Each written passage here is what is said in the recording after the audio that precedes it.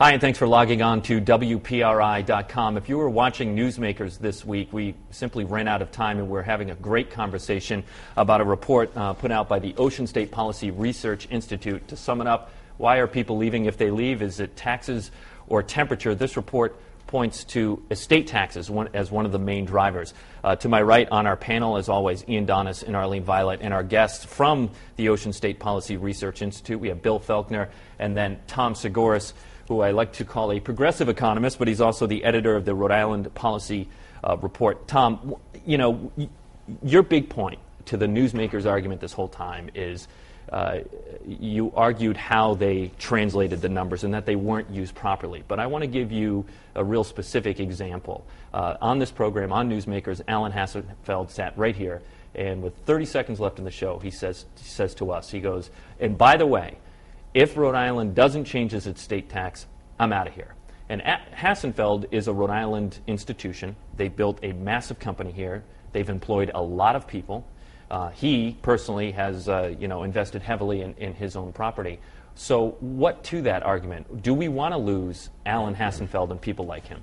There's two responses to that. One is that, is he saying that if we don't eliminate the tax then so that he doesn't have to pay it, then he's going to leave so he doesn't have to pay it? He's not going to pay it anyway. Well, an accountant will figure out a way. He's got homes everywhere. He's not going to pay it anyway. That's the first point. Is that? But the difference is he won't be spending his money here. He'll be spending it in Florida. But the second point, I read a fascinating essay that J.K. Rowling wrote last year before the British elections, where she talked about why she is still a resident of the British Isles. And she went to her accountant, and she said the first time she got a 7-figure royalty check, she went to her accountant. And the accountant said, so what do you want to do? Do you want to put your life first, or do you want to put your money first?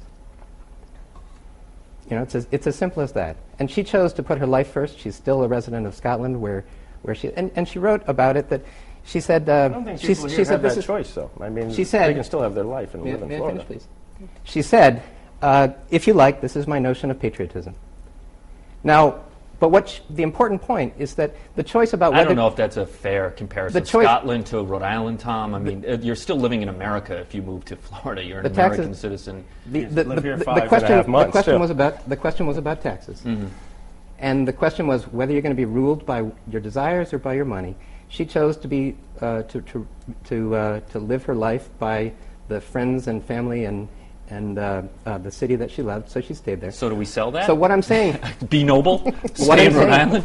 What I'm saying Go broke for Rhode Island. is that if Alan Hassenfeld wants to move because he feels that his fortune will be better preserved somewhere else, that is his responsibility.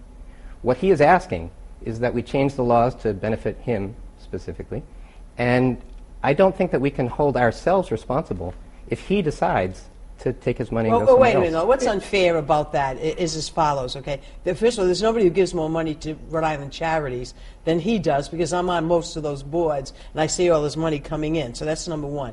But today there's a publication out that we're number one in debt in the United States of America in terms of unfunded pensions, bonds, etc. That's number one. Number two, we do have high taxes. Three, he made a point on Newsmakers that we're spending 4th or 5th highest on education, 4th or 5th highest on roads. There's a crumbling infrastructure. Now, there's something wrong with the way we're delivering education as well as how we're trying to take care of our bridges and roads. So why is somebody unpatriotic because they want to complain that the policies that we have here in Rhode Island in particular have us most in debt, throwing money on education, throwing money on infrastructure, and we have little to show for it. So maybe the patriotic voice is to speak up and to vote with your feet if the people in the General Assembly don't see it. And maybe the patriotic stance to take is to figure out what the actual problems really are and address those instead of just casting your net wildly and saying, I think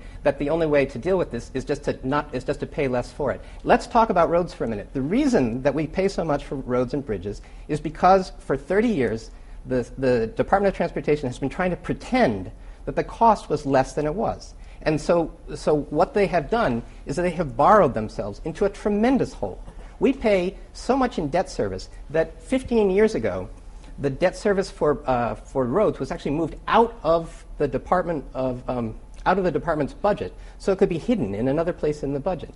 We pay the fiscal crisis that we are facing now, if you want to find a single cause for it more than any other, it's the fact that we borrow to pay for the roads and bridges. Tom, I have to jump in. By the way, I read that article you wrote on that. It was one of the scariest things you've ever written. But we've gone 5 minutes already, and I haven't heard from you once. I think we ended the show, and you wanted him to concede to how you use the numbers in here. Are you ready to concede? No. Okay. I also make a point because he's saying, at what cost? And we're going to eliminate the estate tax. It's going to cost us. In 2009, again, the amount of money leaving the states escalated extremely since 2004.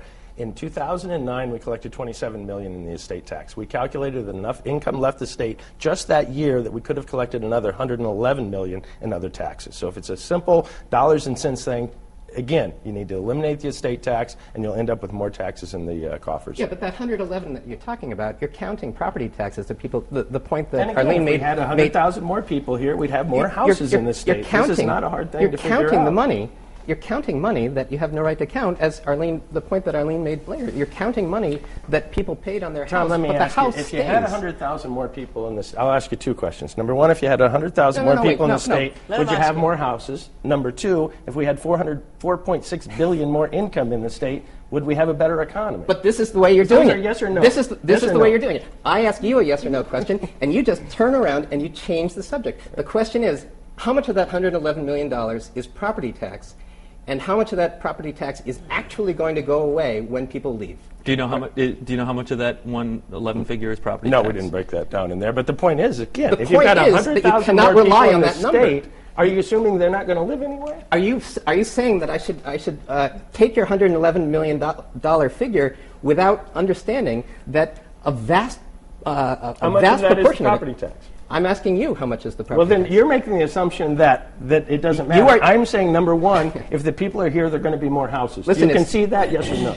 No, I can. No, I want to. So I want to stay on the more point. people live here. I want to. There's stay no on the more point. houses in the market. Is that what you're saying? What you're people saying are going to live in their car? No, what you're saying is that you refuse to defend your number except by counterattacking.